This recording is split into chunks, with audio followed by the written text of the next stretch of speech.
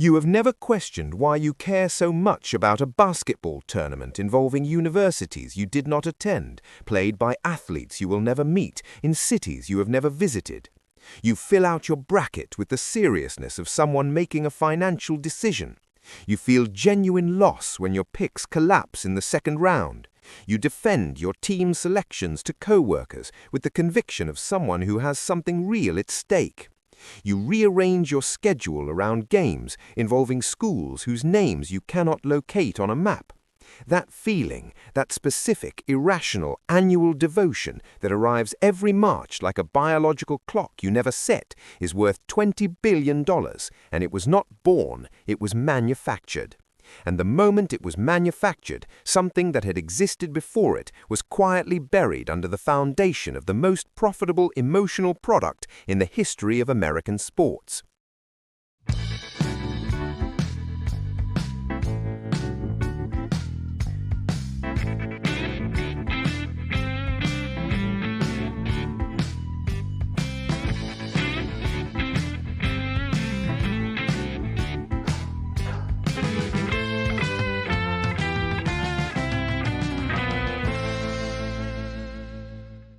The answer to that question was the detonator, because the answer was not better basketball, the answer was better storytelling. And better storytelling required controlling the narrative so completely that the sport itself became secondary to the emotion surrounding it. That shift happened so gradually and so professionally that most people who lived through it did not notice they were being moved. By 1997, CBS had spent 6 years learning exactly which emotional frequencies made Americans stop changing channels and stay.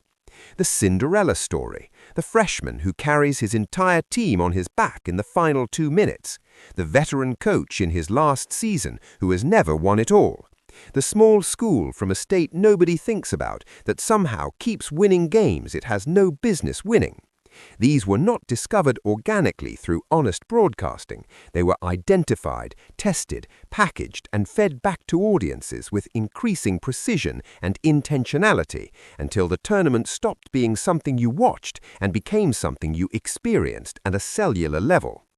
The renegotiated deal that year did not just increase the rights fee to $1.7 billion over 8 years, it formalized an entire production philosophy that treated every single game as a chapter in a story that had been written before tip-off, where the sport was the raw material, the emotion was the finished product, and the athletes generating both received the same compensation they had received before the $1 billion arrived, a scholarship that in many cases did not cover the full cost of the education it was supposed to represent, offered by an institution that was simultaneously licensing their likeness to a video game publisher.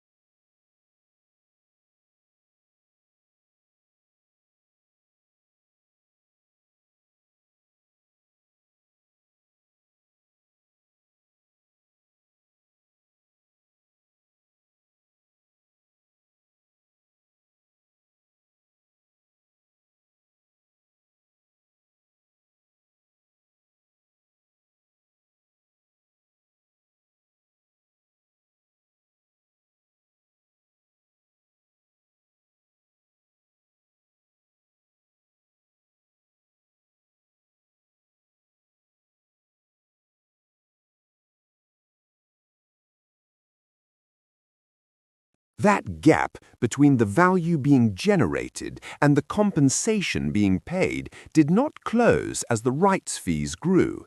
It widened with every new deal, stretched further with every renegotiation, and was actively defended by a legal and institutional architecture that had been quietly reinforced over decades to ensure it could not be challenged from the inside.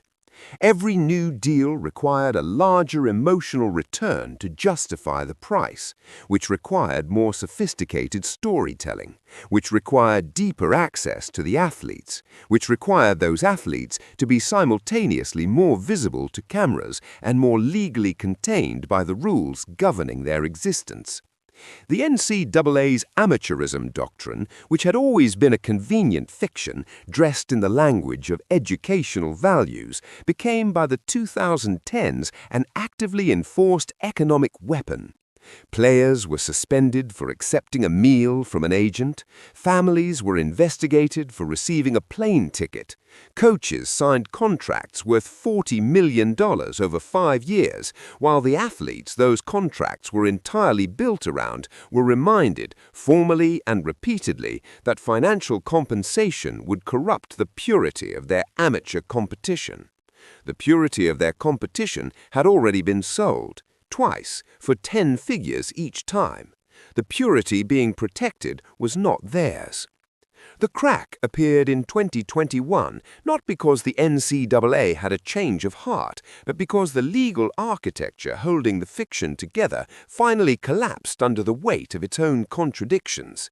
The Supreme Court's unanimous ruling in NCAA v. Alston forced open the door to name, image, and likeness compensation, and for approximately one news cycle, it was treated as a revolution, a reckoning, a long overdue correction of a historic injustice. It was not a revolution. It was a pressure valve installed just large enough to release tension without altering the underlying system.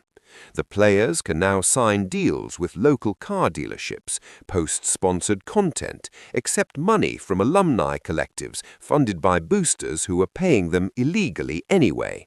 The broadcast rights, the tournament structure, the distribution of revenue between the NCAA and its member conferences, the fundamental and unasked question of who actually owns the event that their bodies and labor produce every March, none of that was touched, none of that was even seriously discussed.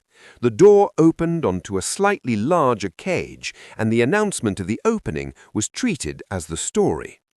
The betrayal of 1997 was not a conspiracy. It was quieter and therefore more durable than any conspiracy could ever be. It was the moment a sport agreed to become an emotion, and in doing so, handed the ownership of that emotion permanently to the people with the infrastructure to manufacture and distribute it at scale, which was never the athletes, never the universities in any sense that involved sharing the revenue they generated, and certainly never you sitting at home with your bracket and your borrowed loyalties and your genuinely felt heartbreak when the team you chose loses in overtime. $20 billion is the current price of that heartbreak. The athletes producing it are negotiating for the right to monetize their own names, while the structure built on top of their labor continues compounding completely untouched. Subscribe to this channel if you want to understand what is being sold to you before you decide how much of yourself you are willing to keep spending to buy it, or keep filling out your bracket and calling it passion, while the most elegantly constructed emotional product in American sports resets itself quietly and professionally for next March.